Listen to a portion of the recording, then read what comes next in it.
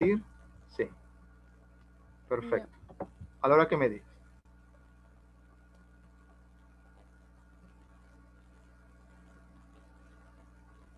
Buenas tardes a toda la comunidad jurídica. Les doy la bienvenida al primer Congreso Internacional sobre Prisión Preventiva, organizado por ACODEM el Derecho en Serio, enfocado a capacitar a la comunidad jurídica en distintas áreas del derecho. Les saluda Caroline Polo Llano y seré la moderadora de la presente sesión.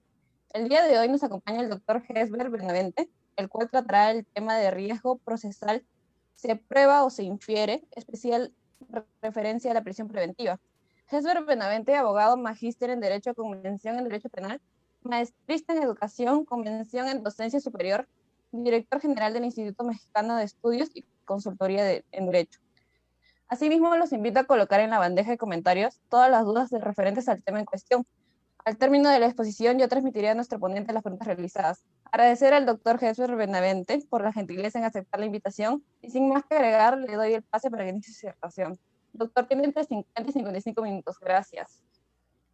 Gracias. Hola, Caroline. Buenas tardes, abogadas y abogados. De veras que estoy muy agradecido por la gentil invitación de ACODEM a través del profesor Gerson para efecto de participar en este importante evento académico en torno a la prisión preventiva. Claro está, mayoritariamente desde el derecho procesal penal peruano. He visto entre los participantes a grandes compañeros, a grandes amigos, que he podido incluso formar amistad desde mi instancia doctoral en México, y que es un placer poderlos volverlos a ver a través de la tecnología. Y sin mayor preámbulo, quisiera ingresar ya a tocar el tema de mi ponencia, que a continuación lo estoy compartiendo a través de materiales de PowerPoint. Igualmente, haciendo referencia un poquito más extenso el título de la ponencia para efectos de poder ser más comprensible lo que vamos a conversar. Bien, la ponencia lleva como título Prisión Preventiva, Imputación y Prueba. El enfoque, reitero, va a ser la legislación peruana, y obviamente quiero yo plantear a nuestra comunidad 4 hipótesis que por favor a través de las preguntas, al correo electrónico que aparece también aquí, o bien durante este momento el evento académico, podamos plantear, formular, discutir las ideas. Es importante para efectos de enriquecer cada vez más el debate. Y ahí está mi nombre completo. Yo soy el doctor en Derecho, Hesber Benavente Chorres.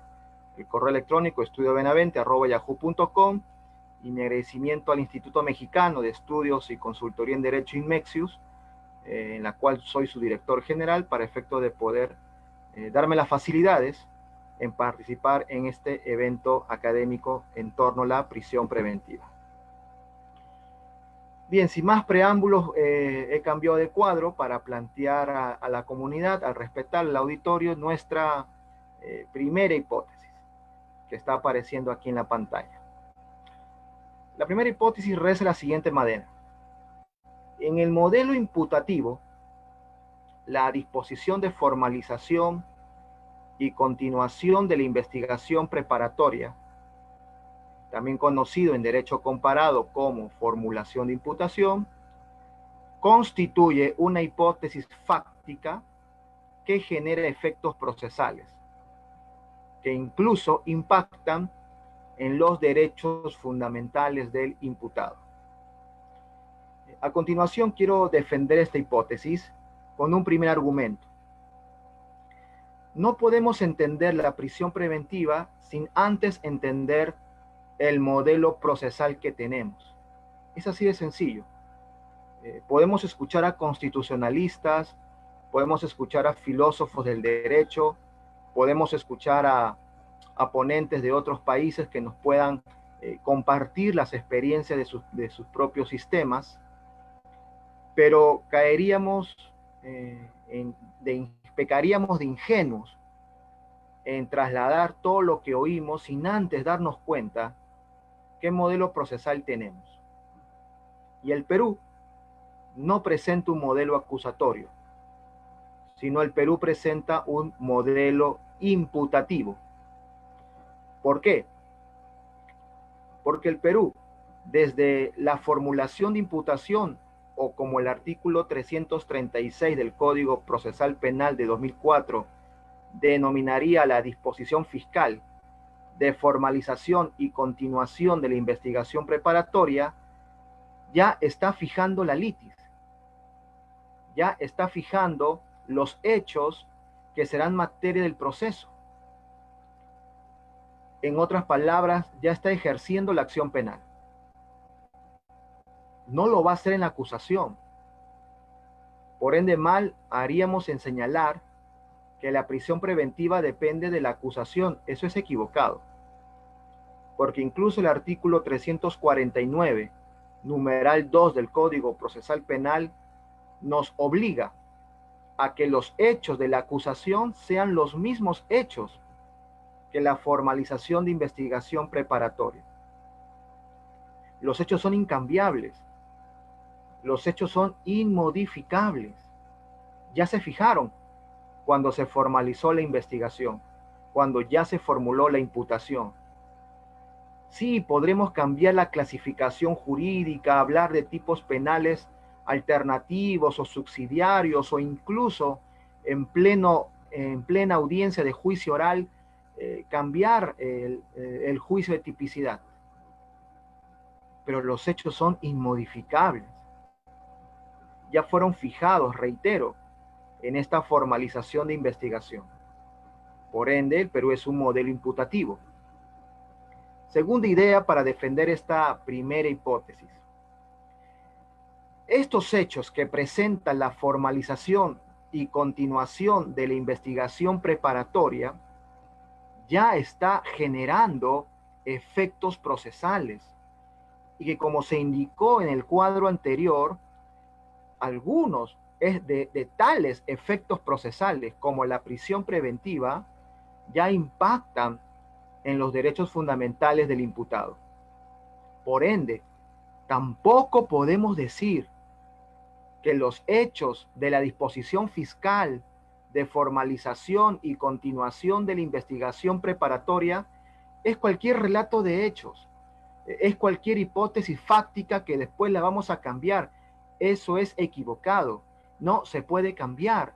Si observamos la columna marcada con el color verde claro, los artículos que ya mencioné, 336 y 349, nos reiteran que los hechos no se pueden cambiar. Y tenemos que ser cuidadosos con estos hechos, reitero, porque ya están generando efectos para el proceso. Por eso que el modelo peruano es un modelo imputativo. ¿Y qué efectos está generando? Por lo menos los que aparecen en mi lado derecho, estas cuatro filas de aquí del PowerPoint. En primer lugar, la tutela de derechos, regulado en el artículo 71 del Código Procesal Penal, y que ha sido estudiado por nuestra Corte Suprema, al menos en 2 acuerdos plenarios, la 4/2010 y la 2/2012. Y de veras, amigas y amigos míos, una tutela de derechos muy criticada aquí en el Perú, muy minimizada, pero que realmente es el aporte más importante del proceso penal peruano para aquellos modelos de países que también son imputativos. Porque, como veremos más adelante, a través de la tutela de derechos podemos pedir aclaraciones a los hechos fijados por la Fiscalía en su formalización de investigación preparatoria. Pero claro, cuando el profesor, si mi memoria no me falla, Labarte, nos dice en un video: yo jamás voy a ir a aclaraciones al Ministerio Público, ¿cómo le voy a hacer la chamba a la Fiscalía? Que siga con sus errores o sus hechos oscuros. En cierta medida es correcto, un defensor no le va a hacer la chamba al Ministerio Público, pero al mismo tiempo se ignora que esa mala imputación o esa mala formalización de investigación preparatoria ya me está metiendo a mí preso por prisión preventiva. Y yo espero que mi abogado defensor luche, reclame, alce la voz, grite, por ejemplo, en tutela de derechos, pidiendo aclaraciones. No que se quede de brazos cruzados y me diga, espérate 9 meses que yo no le haré la chamba a la fiscalía. Perdón, yo lo cambio ese defensor, no me sirve. Yo quiero uno que me ayude, que pelee, que lo siente el fiscal ante el juez de investigación preparatoria en tutela de derechos y obtenga respuestas de aclaración. ¿Por qué? Porque con esas aclaraciones, segunda fila que he marcado con el color morado, yo, defensor, podría incluso ya ir solicitando una excepción de improcedencia de acción, porque los eventos de la formalización de investigación preparatoria aclarados vía tutela de derechos no actualizan ningún tipo penal o bien actualizan causales que eliminen el injusto, de conformidad con el artículo 6, letra B del Código Procesal Penal. Jesro Benavente Chorre me está diciendo que hay dos audiencias, una audiencia de tutela de derechos y otra audiencia de improcedencia de la acción. No, no. Yo ya estoy ante un juez que ya está tutelando los derechos fundamentales del imputado. Y ante ese mismo juez, en ese mismo momento procesal, solicitar mi excepción de improcedencia de acción. Pero Hesber, y si el juez me contesta de que tu solicitud de audiencia fue de tutela de derechos y que vuelve a solicitarlo en mesa de parte virtual, ahora que estamos con coronavirus y emergencia sanitaria, una fecha y hora para que se dé una audiencia de improcedencia de la acción, pues ese juez para nada es garantista, sino es un formalista, un juez que de veras no entiende que estas peticiones del Código Procesal Penal se hacen cuando ya el juez me ha concedido audiencia y el juez me lo está concediendo vía tutela de derechos y puedo yo continuar con improcedencia de acción. Está en juego los derechos fundamentales del imputado. Pero claro, tercera fila de color celeste, esta hipótesis fáctica de la formalización de la investigación preparatoria ya fundamenta como tercer efecto procesal una prisión preventiva. Porque el artículo 271, numeral 3 del Código Procesal Penal, cuando regula el auto que declara fundado el requerimiento de prisión preventiva, nos habla que este auto tendrá que presentar una especial motivación, dándose resalto una exposición sucinta ¿de qué? De la imputación. De la imputación. ¿Y en dónde está esa imputación? En el relato fáctico de la formalización y continuación de la investigación preparatoria. La prisión preventiva se fundamenta en la imputación. Y esa es una idea que desarrollaré en las hipótesis siguientes. Entonces, imagínate un defensor que vía tutela de derechos obtuvo hechos aclarados por el Ministerio Público, pero que capaz no le alcance para una improcedencia de acción, pero sí le puede alcanzar para un cese de la prisión preventiva si es que previamente ya ha sido impuesta, ya ha sido fijada, porque la imputación aclarada originó como consecuencia el cambio de necesidad de imponer la más grave de todas las medidas de coerción personal que tenemos, como la multicitada prisión preventiva. Pero también, fila última marcada con el color verde, la imputación de esta formalización de investigación preparatoria puede, o fundamenta, mejor dicho, mecanismos de conclusión o terminación anticipada del proceso, como la regulada en el numeral 1 del artículo 468 del Código Procesal Penal. Porque claro, ya con una imputación fijada, ya con una litis fijada, puede el juez de investigación preparatoria tener el marco fáctico certero, seguro, para aplicar este mecanismo de determinación anticipada e incluso los beneficios del derecho penal premial, como la reducción de la pena, producto de este mecanismo, porque reitero, la litis ya se fijó. No es cualquier relato de hechos, no es cualquier hipótesis fáctica. La formalización de investigación preparatoria me presenta una hipótesis fáctica que genera efectos procesales, como la tutela de derechos, la excepción de improcedencia de acción, la prisión preventiva y la terminación anticipada del proceso. Segunda hipótesis, que voy a continuación a plantear al haber cambiado el cuadro de PowerPoint. La segunda hipótesis reza de la siguiente manera, y con el debido respeto lo digo, y seguramente si hay magistrados supremos con posición diferente a lo que a continuación voy a señalar, se respeta en el mundo de la discusión y del debate alturado.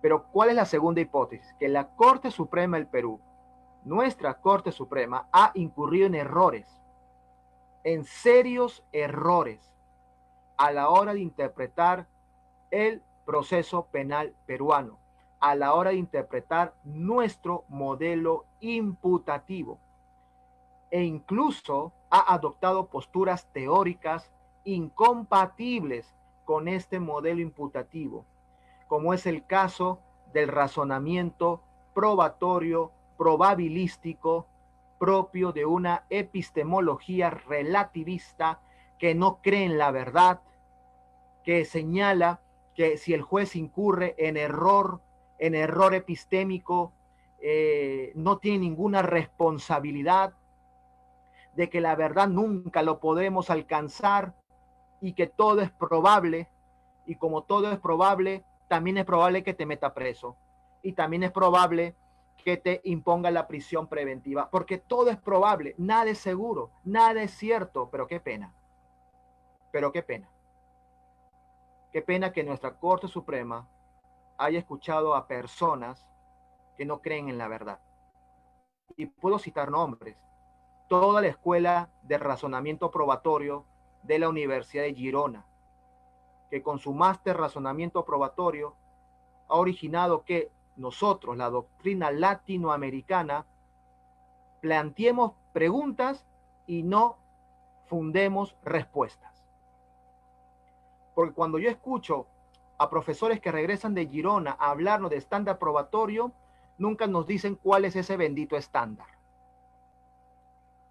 O con el debido respeto, ayer escuché al profesor argentino del Vecchio y desde el razonamiento de Girona nos hace unas cantinfladas como la prisión preventiva y la decisión probable de la probabilidad. Pero qué cantinflada. La decisión probable de la probabilidad. Entonces, cuidado, cuidado.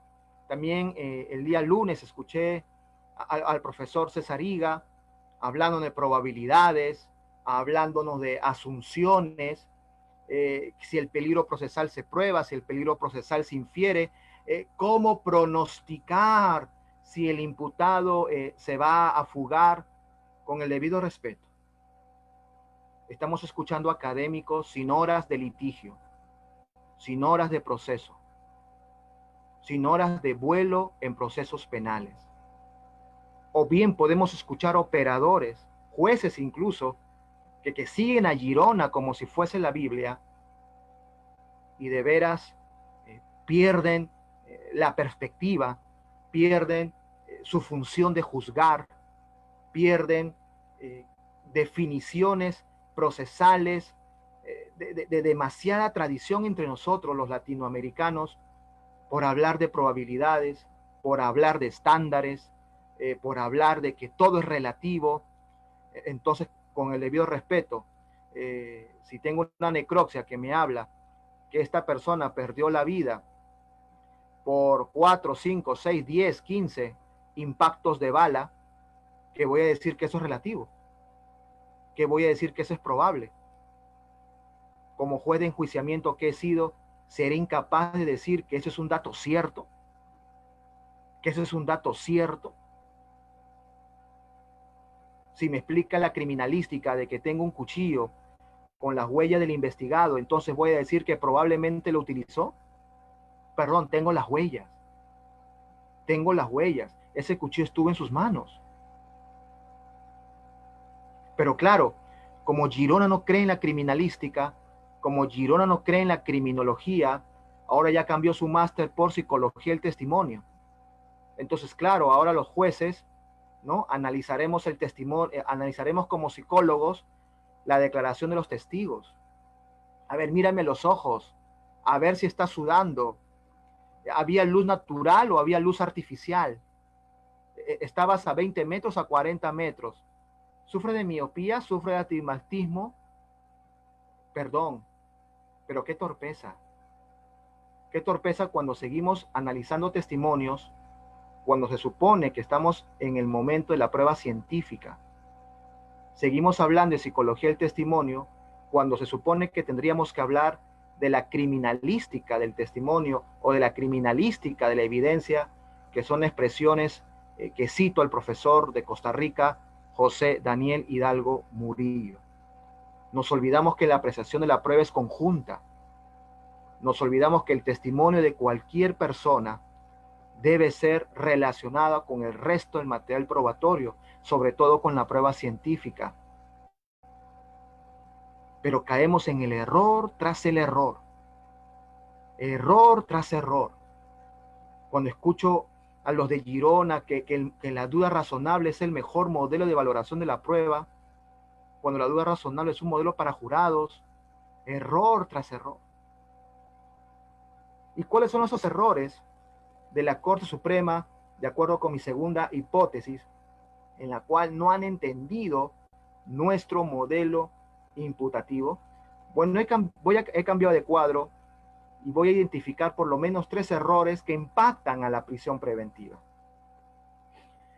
El primer error de la Corte Suprema, si vemos la fila marcada con el color verde, es haber señalado que el hecho que se investiga, el hecho investigado es variable, o sea que puede cambiar, que puede modificarse, porque son los significados para la expresión variable. Y eso lo podemos encontrar en el fundamento 7 del Acuerdo Plenario 2-2012, que justamente la Corte Suprema empleó para analizar la tutela de derecho. Entonces, claro, como los hechos son cambiables, entonces yo no le voy a exigir tanto al fiscal en la tutela de derechos, porque todavía falta la investigación preparatoria complementaria, porque todavía falta la acusación, perdón, Corte Suprema, no estás tomando en cuenta los ya señalados artículos 336 y 349, numeral 2 del Código Procesal Penal peruano. Los hechos de la acusación deben ser los mismos hechos de la formalización y continuación de la investigación preparatoria. La litis ya se cerró con esa formalización, ya sea porque realizó sus diligencias preliminares, ya sea por lo obtenido en una flagrancia delictiva, lo que tú quieras, pero cuando un fiscal me lanza su formalización de investigación, lo comunica al juez de investigación vía artículo 3 del Código Procesal Penal y nos notifica a los demás sujetos procesales, la litis ya se fijó, ese hecho no puede cambiarse, ese hecho no varía. No varía. Puedes seguir investigando. Capaz hay peritajes que todavía no llegan y tiene expectativa probatoria. Perfecto. O la defensa por su lado podrá investigar. Hermoso. Pero esos hechos no me lo cambias. Ni siquiera a nivel de acusación. Por ende, ni siquiera a nivel de sentencia. Segundo error de la Corte Suprema, marcado con el color rojo, ha señalado que nuestro estándar probatorio es la sospecha. Ahora, hablamos de sospecha inicial simple o simple inicial para iniciar diligencias preliminares, sospecha reveladora para formalizar la investigación, sospecha suficiente para acusar y dictar el auto de enjuiciamiento, y sospecha grave para la prisión preventiva, al menos en la versión de Corte Suprema de su sentencia plenaria 1-2017, la que dedicó para lavado de activos en su fundamento 23, que ya después sabemos en el acuerdo plenario del 2019 ya no nos habló de sospecha grave para prisión preventiva. Pero bueno, desde el 2017, Corte Suprema nos habla de que todo es sospecha. Pero está yendo en contra, dice la fila marcada con el color rojo, con nuestro modelo de valoración probatoria legislativamente señalada, y que en los artículos 158, numeral 1, y 393, numeral 2 del Código Procesal Penal se llama sana crítica. No se llama razonamiento probabilístico, no se llama sospecha, se llama sana crítica. Juez, utiliza la lógica. Juez, móntate en los conocimientos científicos. Juez, trabaja las máximas de la experiencia y explícame por qué tienes certeza, convicción de que Juan Pérez, por la imputación que le han formulado, en la formalización de investigación preparatoria, amerita prisión preventiva. No tengo esa certeza. Entonces, comparecencia restringida o comparecencia simple, caray. Porque incluso el artículo 291, numeral 1 del Código Procesal Penal, cuando nos habla de la comparecencia simple, nos habla de que no se han aportado actos de investigación. Esa imputación está endeble. La Fiscalía se montó una imputación con un material probatorio débil, capaz con el dicho de un testigo. Cuidado. No tengo certeza que amerita prisión preventiva, comparecencia. Como juez de enjuiciamiento que he integrado colegiado, he llevado juicios orales con reos libres, incluso por delitos como feminicidio o violación sexual en agravio de menor de edad, o robos agravados, reos libres. Seguramente porque el juez de la investigación preparatoria no tuvo la certeza desde la imputación del Ministerio Público para fijar la prisión preventiva, o capaz el Ministerio Público, en razón de objetividad, tampoco tiene una imputación tan fuerte que amerite la prisión preventiva de tal persona. Pero esa es sana crítica, no es la sospecha.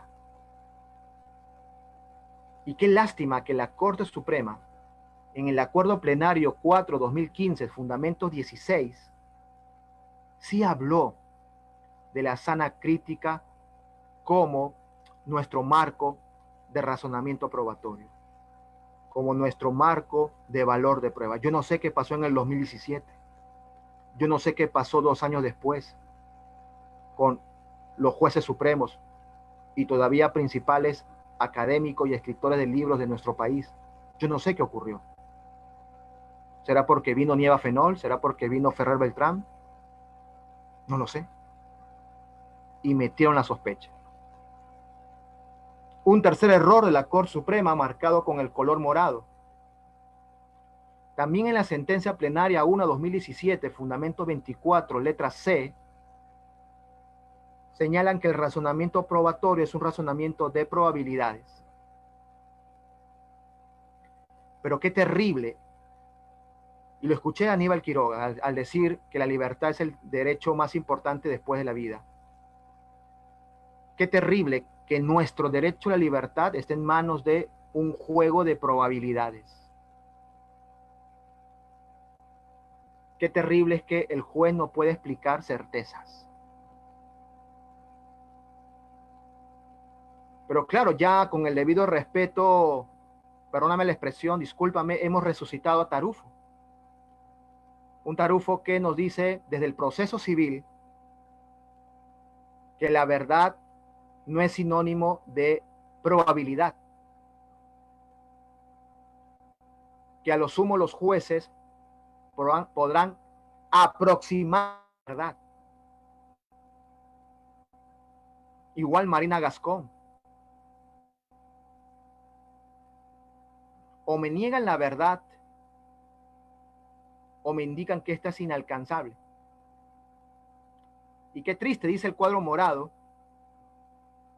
que no hemos recordado dos artículos, el 253, numeral 3, y el 268, 2 del Código Procesal Penal, ambos artículos para medidas de coerción, para medidas cautelares, en la cual se indica como una finalidad de nuestro proceso penal y por ende de la medida cautelar, la averiguación de la verdad. ¿Por qué nos hemos peleado con la verdad? ¿Por qué puedo dormir tranquilo como juez metiendo a alguien vía prisión preventiva preso? Indicando es que no tengo certeza que tú seas el delincuente, pero como es probable, 9 meses preso. Qué terrible. Qué duro golpe la presunción de inocencia y qué flaco favor para el debido proceso. Qué flaco favor para el derecho penal. Es que todo lo estamos relativizando, todo es relativo. Qué pena. Hasta en el derecho penal, hasta en la teoría del delito, cómo estamos aflojando los conceptos. Que el dolo es solamente conocer. Y para saber que él conoce, fijo tales indicadores. Si estos indicadores se cumplen, él conoce, por tanto, dolo, preso. Y volvemos a la prueba tasada.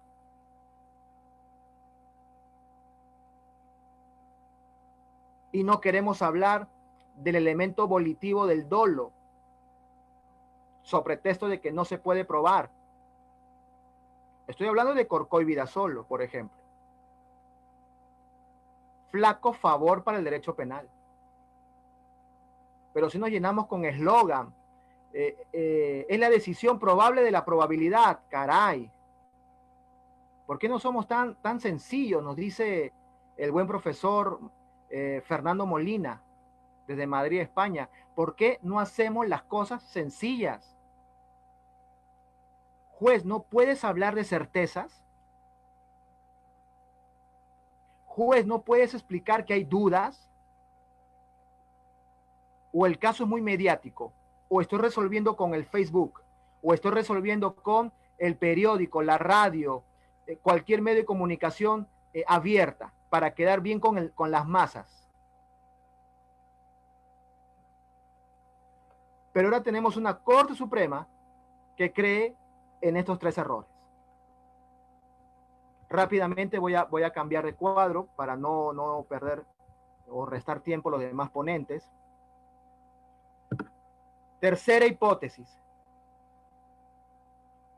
En el modelo imputativo, como es el peruano, la disposición de formalización y continuación de la investigación preparatoria, que también lo podemos denominar formulación de imputación, requiere de control judicial a través de la tutela de derechos. Señores, si la litis se fija con esta formalización, si los hechos de esta formalización no pueden cambiar, ni siquiera en la acusación, ni siquiera en la sentencia, y si ya está produciendo efectos como una prisión preventiva, tiene que pasar por control judicial. Necesariamente.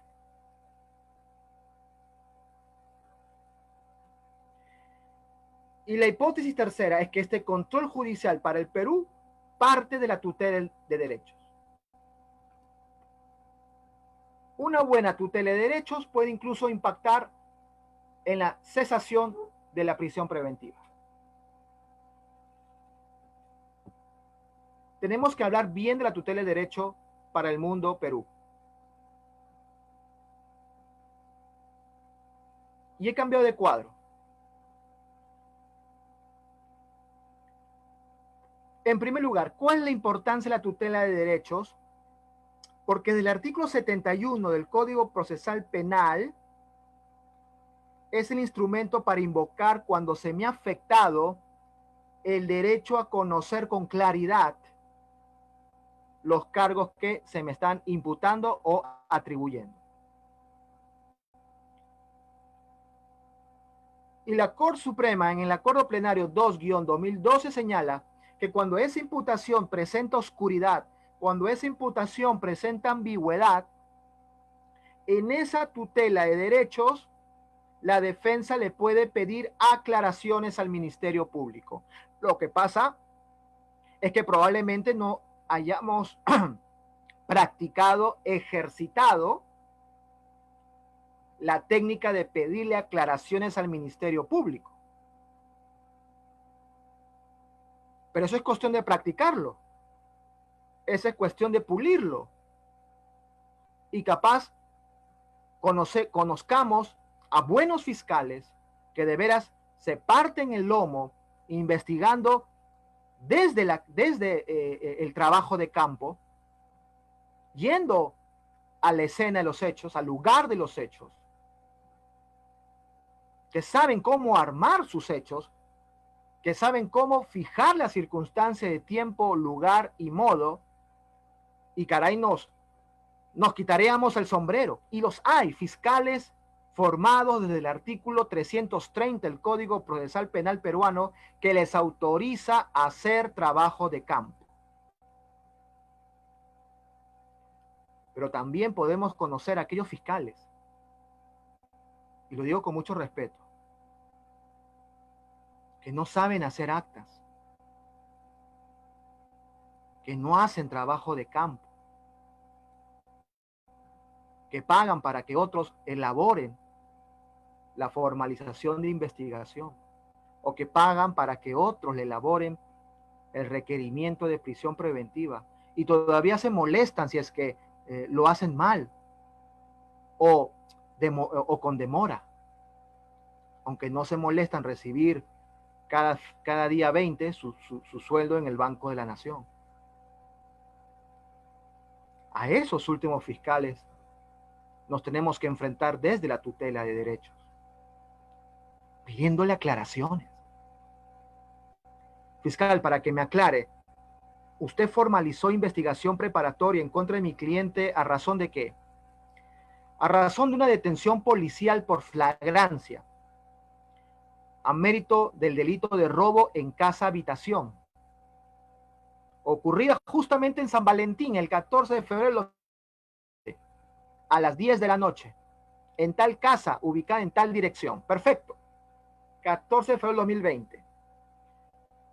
Fiscal, para que me aclare, pero también se ha formalizado investigación por el agravante de muerte, robo con subsecuente muerte. Y cuidado que eso me eleva, me dispara la pena increíblemente. Así es, porque en dicha casa se encontró al cadáver de su propietaria, Perfecto. Para que me aclare, señor fiscal, ¿tenemos fecha o la data de la muerte? La data de la muerte. Sí, 5 días antes. 5 días antes de qué, señor fiscal? Del 14 de febrero. ¿Del 14 de febrero de qué año? Del 2020, pues, abogado. 5 días antes de la detención de mis clientes. Así es. Entonces la data de la muerte no coincide con el supuesto ingreso de mis clientes en el día de San Valentín para robar dicha casa. Muchas gracias, señor fiscal. Entonces, claro, ya tengo una imputación más aclarada. Estos me hablan de robo por subsecuente muerte porque encontraron el cadáver en el mismo momento, la policía digo, que el imputado estaba o había ingresado en dicho inmueble. El problema es que no hay homicidio por encontrarme un cadáver. no hay homicidio por toparme con un cadáver. La imputación es endeble, la imputación es débil. Y ya lo aclaré. Está en el audio de esa audiencia, o está en el acta mínima que el juzgado después levante. Ya lo forma parte de la formalización de investigación preparatoria y podré solicitar los efectos procesales que corresponda, capaz la cesación de la prisión preventiva. Mi cliente está preso, supuestamente según la fiscalía, porque se encontró con un cadáver que yacía muerto 5 días antes de la intervención policial. Pero aprendamos a preguntar al Ministerio Público. ¿Qué más podemos hacer? Verde de abajo, verde claro. Abogados, que necesidad probatoria en torno a que el Estado asuma la carga de la prueba en materia de violaciones a derechos humanos. Me explico mejor. También la tutela de derechos sirve para excluir material probatorio ilícito, es decir, obtenido con violación a derechos fundamentales. El tema es que la Corte Interamericana de Derechos Humanos ha establecido una sentencia Rosendo Radilla versus México, que en materia de derechos humanos la carga de la prueba es del Estado. El Estado tiene que probar la inexistencia de su violación. La inexistencia de su violación. Entonces, claro, en tutela de derechos yo puedo traer al perito de fiscalía y preguntarle, perito, ¿reconoce este documento? Sí, es el dictamen de genética de ADN que elaboré. ¿Que elaboró sobre qué base? Sobre la base de muestras salivales de la persona de Juan Pérez. Perfecto. Señor perito, ¿tiene usted conocimiento que cuando se obtuvo la muestra salival de Juan Pérez, no estuvo presente abogado defensor alguno? No, no lo sé, yo no le tomé la muestra, a mí me entregaron la muestra. Perfecto. ¿Tiene usted conocimiento que en el acta que se levantó de toma de muestra no se hace mención, ni menos aparece firma de abogado defensor alguno? Bueno, ignoro esa situación, abogado. Muchas gracias, señor perito. Entonces, claro, estoy creando, dice el cuadro verde claro, una necesidad probatoria. Haber estado, pruébame que sí hubo un defensor en la toma de muestra. De lo contrario, hemos violentado derechos humanos. Y todo lo obtenido sería ilícito, por ende nulo. Más aún, si ese material probatorio ilícito también está causando efectos, artículo 154 del Código Procesal Penal, porque con esa prueba de ADN mi cliente está en prisión preventiva. Ya está generando efecto lo nulo. Perdón, Hesber, pero en tutela de derechos yo puedo interrogar a un perito. Damas y caballeros, la tutela de derechos presenta estación probatoria. La tutela de derechos presenta estación probatoria. Y eso se desprende también del artículo 71 del Código Procesal Penal en su numeral 4, en el extremo que dice, numeral 4, la solicitud del imputado se resolverá inmediatamente, resalto, abro comillas, previa constatación de los hechos. O sea, hay estación probatoria. ¿Por qué no hablaste antes con el perito? Porque la fiscalía nunca me permitió hablar con sus peritos. ¿Por qué no hablaste antes con los policías? Porque tampoco se me permite hablar con los policías. Por eso que surge la necesidad en esta tutela de derechos atraer a esas personas y de revelar la violación de derechos humanos. O que el Estado asuma la carga probatoria de su inexistencia. Qué importante es la tutela de derechos. Un ejercicio que probablemente lo hubiésemos hecho en la audiencia de juicio oral, que lo puedes hacer en tutela. Hay control judicial. Cuarta y última hipótesis. En el modelo imputativo, como es el peruano, ya cambié de cuadro de PowerPoint para pasar a la cuarta hipótesis. La prisión preventiva se fundamenta en la formulación de imputación sujeta a control judicial. La prisión preventiva se fundamenta en la formulación de imputación sujeta, sometida a control judicial.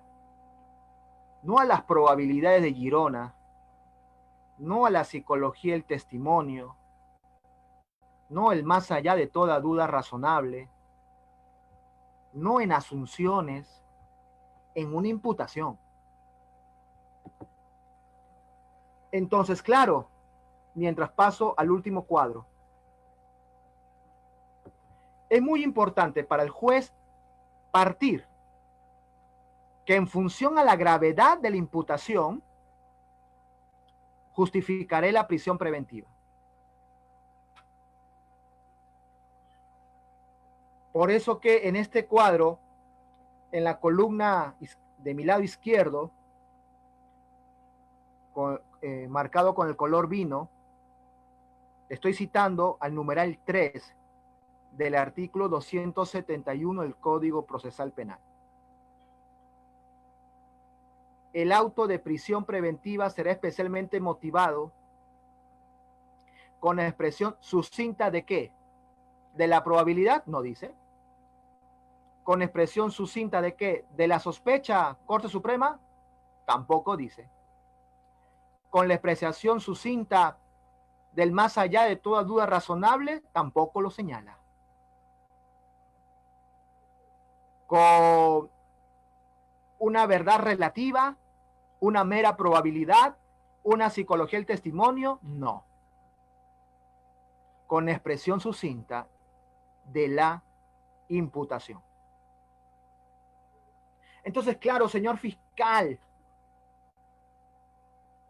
si tú detienes para investigar, ya has empezado mal. Si tu imputación descansa en un testimonio en la cual nos es imposible hacer apreciación conjunta, como marca artículos como el 158 o 393, apreciación conjunta, tu imputación es débil. De preferencia, sigue haciendo diligencias preliminares o formaliza la investigación con una comparecencia. Y ya seguir recabando más elementos de convicción, a sabiendo de que esos hechos ya no podrás cambiar.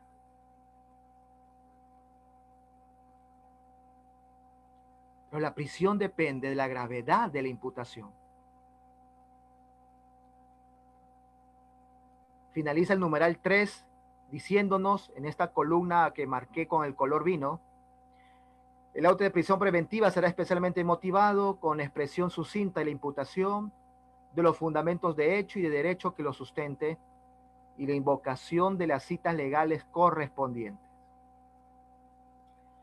Esto es una clara redacción que en interpretación sistemática la podemos relacionar con el artículo 123, numeral 1 del Código Procesal Penal, que ves ahora sí en la primera fila de mi lado derecho, que he marcado con el color rojo.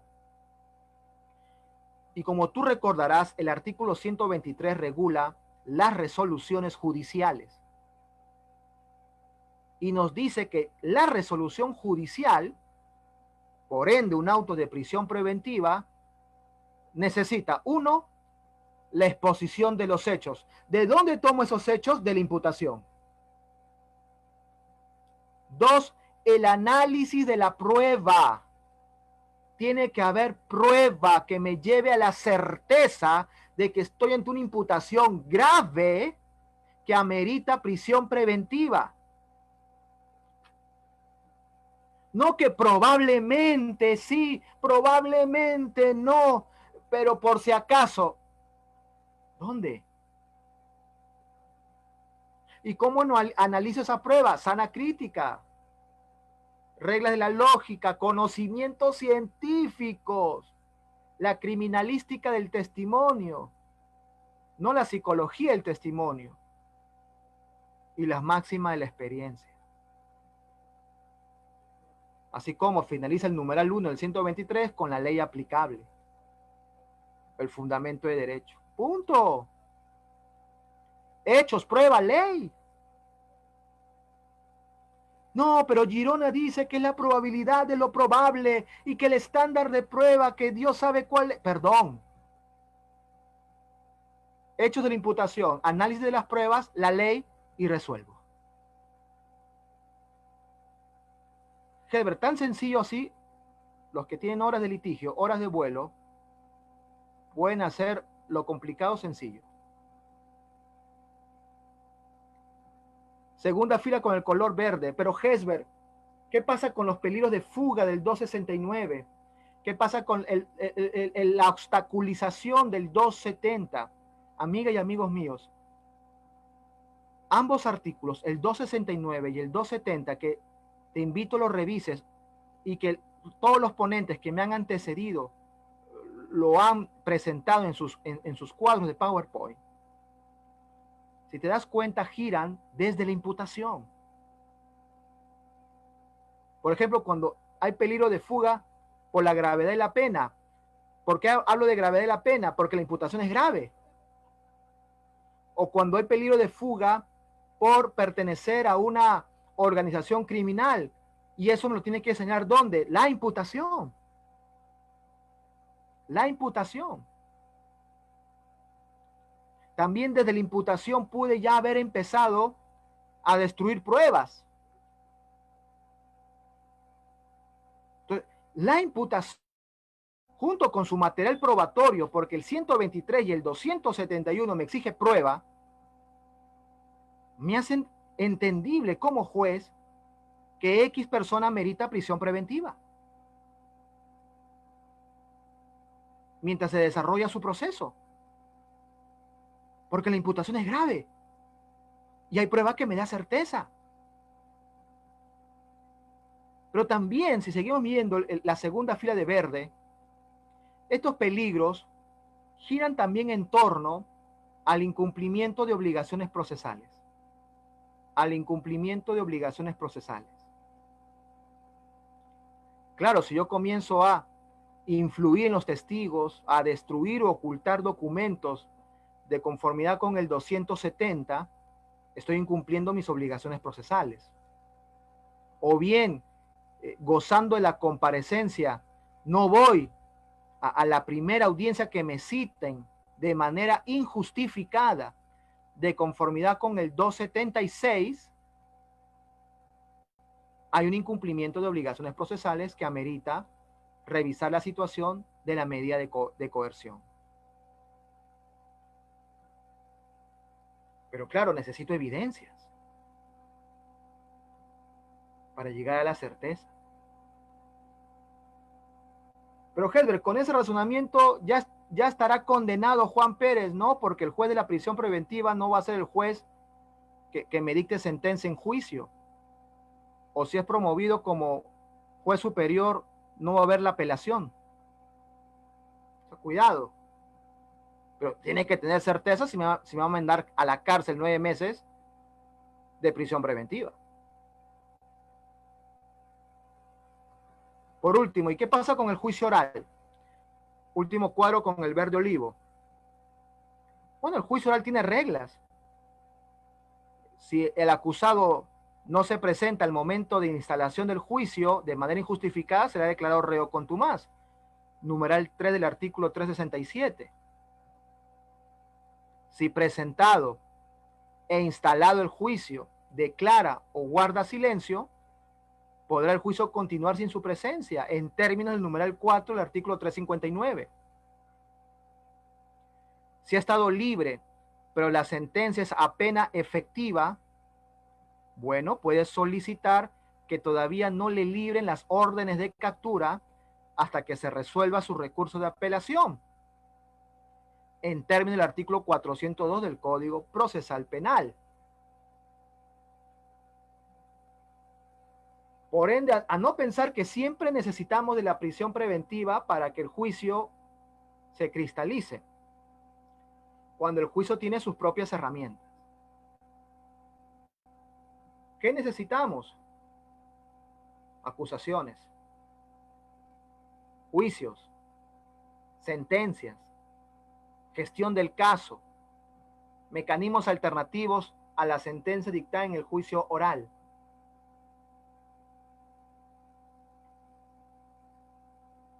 Y así entenderemos por qué la prisión preventiva realmente es excepcional. Caroline, terminé las 4 hipótesis de mi ponencia. Sí, doctor, dejo, si hay preguntas, o dejo a lo que la dirección me indique. Doctor, buenas noches. Gracias por su ponencia. Por el momento no tenemos preguntas, pero sí tenemos una afirmación de uno de los participantes que dice que en el fondo tenemos todavía fiscales y jueces con mente inquisitiva y, que hacen justicia a presión mediática, ¿no? Referente a lo que usted ha mencionado. Así es. Y por favor, porque el Congreso ha invitado también a personas que hablan del estándar probatorio y el razonamiento por probabilidades, a ponernos serios, a escuchar por qué no quieren hablar de la verdad, a escuchar por qué estamos peleados con la verdad y que todo es probable, justificando medidas tan drásticas, tan fuertes como la prisión preventiva. Gracias por la invitación. Muy buenas tardes. Gracias. Nuevamente agradecer al doctor Jesús Benavente por su participación en el primer congreso.